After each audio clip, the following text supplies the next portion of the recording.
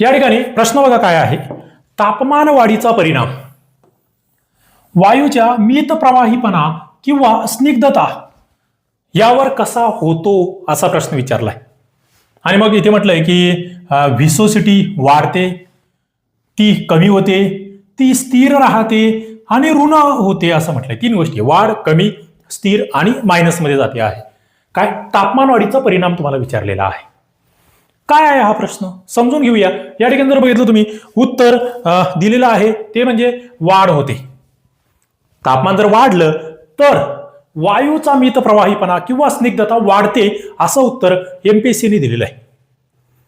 बघा या ठिकाणी हे एक वायू रूप आपण दाखवलेलं आहे, कशा पद्धतीने वायू एका ठिकाणाहून दुसऱ्या ठिकाणी जातोय त्याचं एक काल्पनिक चित्र आहे हे. आणि वायूचं जर तापमान वाढलं ना त्यातील रेणू जे आहेत ना ते रेणूंची गती वाढते, फास्ट मध्ये पळायला लागतात. रेणूची गती या ठिकाणी वाढते, रेणू एकमेकांना जास्त वेळा धडकतायत आणि त्यामुळे वायूचा स्निग्धता गुणांक वाढतो आहे. गती वाढली, धडकणं वाढलं, स्निग्धता गुणांक वाढतो आहे, म्हणजेच तापमान वाढ झालं, वायूची स्निग्धता वाढली. सोपं. अजून थोडस, व्हेलॉसिटी ऑफ गॅसेस.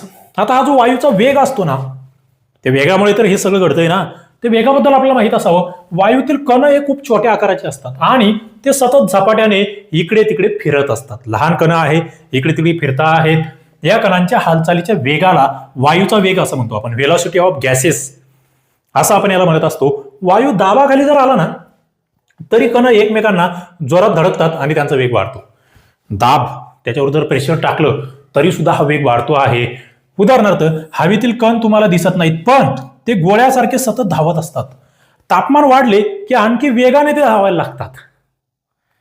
तापमान वाढल्यावर ते आणखी वेगाने धावायला लागतात. अशा पद्धतीचा हा वायूच्या वेगाचा तापमान वाढीवर परिणाम होत असतो हे आपल्याला माहित असावं.